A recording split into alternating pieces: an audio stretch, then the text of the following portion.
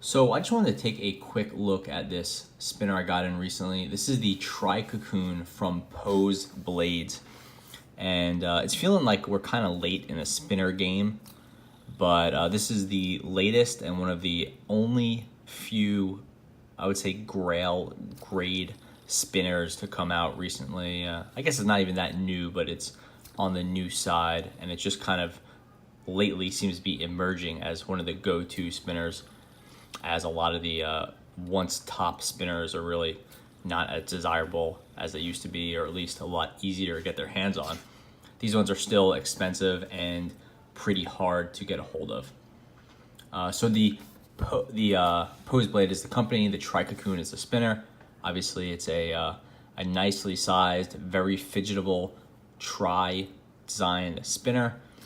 This is it in bronze. It's also available in titanium and steel. It's been sold in zirconium in the past, but those are like crazy rare and been super expensive. The spinner is known for its really clean design and really nice smoothness.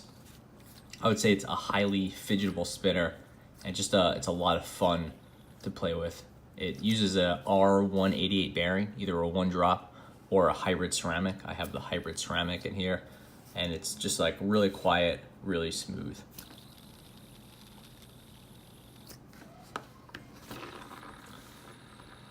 So people really tend to praise this spinner for its quietness and its smoothness. So I guess that's worth noting. I really bought it for the fidgetability. I found it to be a fun spinner to fidget with. I also really like that it was available in bronze. We've seen a lot of spinners in steel and brass and some other materials, but very few came out in bronze. Trying to think, maybe just the LMS Cognito Junior and maybe one or two others. I can't really place them. And bronze is just a really nice material. This one's getting a little bit of its patina, and it's been sort of kind of golden, just looks really nice. Take off the buttons. These are the Pose Blades buttons. Obviously they come with it. The buttons on this have been tough. I don't really like the Pose Blades buttons, but some people really like them. And it has this sort of recessed design here. And what that means is you're kind of limited to your button selection. So, and then obviously you want to get something that's in keeping with the sort of really desirable nature of the spinner. Anyway, so here's the design. It's a really nicely crafted piece of bronze. Got your cutouts here, and that's just for sort of fidgetability, and then also cutouts along this side. No hot spots, nothing like that. This thing is just really beautifully designed. There's your R188 bearing. It's press fit in there. And then there's these holes here just to remove some central weight from the spinner. Plus, I think they make it look really cool.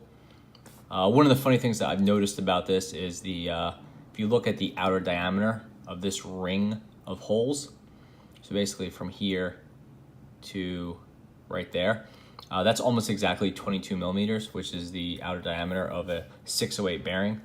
So I started thinking, was this thing ever designed for 608? And I believe at one time it was, but that never happened. None of them were ever made. So unless you have a CNC machine or a water jet, this is never going to be a 608 spinner.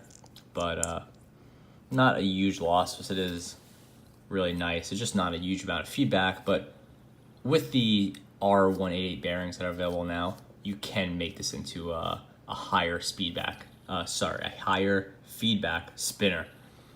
There's a pretty good selection of R188s out there now.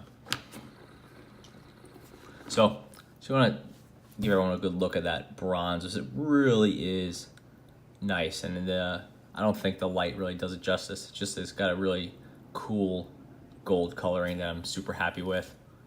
And then I just wanted to briefly touch on the downside of this spinner, and that is the price. And if you could even get them, there have not been very many drops, and these are kind of expensive on the aftermarket. They start at 165 euros, So I haven't checked the exchange rate recently, but you're looking right at about $200. So this is an expensive spinner. Actually, there's not too many that are selling for $200 out of the box. Even the more expensive Zero Fuse are maybe like 160 bucks, something like that. So to start off at 165 euros, so again about $200 before shipping is pretty aggressive. But these have built up a really serious following, and these spinners are really difficult to get your hands on unless you want to lay out some serious cash, or you have a different Pose Blades to trade for. So yeah, that is the Pose Blades Tri Cocoon. I would say as far as tri spinners go, and as far as really new or newer, really nice spinners, this is like definitely one to keep your eye on. I've really enjoyed using it. That said, just like it's hard to justify at the price.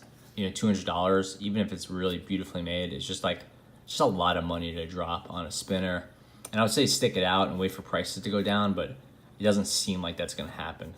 These are just really solid spinners, and the people that are sticking around with spinners and keeping them in their EDC and that sort of thing are okay with spending a fair bit of money to get something that's really high quality. So kind of is what it is, and if you really like it and you want to justify the expense, which this is like, you know, your grail spinner or your end game or whatever, maybe it makes sense. If not, then you know, there are a lot of spinners available right now, and smaller tri spinners aren't super hard to find.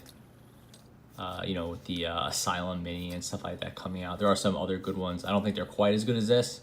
This is definitely particularly special, and I would say especially in the bronze. I've heard mixed reviews of the titanium. A lot of people think it's too light, but the bronze I think is really cool and a really unique piece. So probably worth getting your hands on if you could snag one. So yeah, that is the Tri Cocoon. Thanks for watching.